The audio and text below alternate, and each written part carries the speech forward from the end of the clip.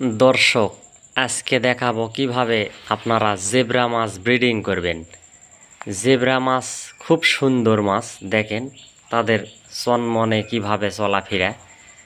দর্শক, যারা জেব্রা মাছ ব্রিডিং করাবেন তারা এই রকম একটা বালতি নেবেন, নিয়ে শাক ধোয়া যে ঝুড়িগুলো আছে, মানে বালতির পানি ভরে নেবেন, নিয়ে হালকা একটু ফাঁকা রাখবেন। দেখেন মানে 3 ইঞ্চিও নেই পানি। দেখেন এই পানিতে ওরা যেই মেল ফিমেল আছে, ছেলে মেয়ে, যখন দেখবেন পেট ফুলে উঠছে সেই সময় আপনারা এইভাবে তুলে আলাদা করে দিবেন, ছেলে মেয়ে একসাথে রেখে।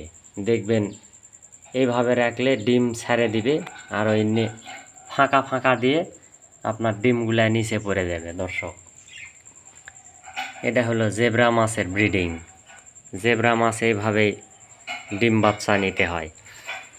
আর আমার চ্যানেলটা আপনারা সবাই সাবস্ক্রাইব করবেন, সাবস্ক্রাইব করে সাথেই থাকবেন। দর্শক, এভাবে জেব্রা মাছের ব্রিডিং। দেখেন জেব্রা মাছগুলা কত সুন্দর কালার কোয়ালিটি।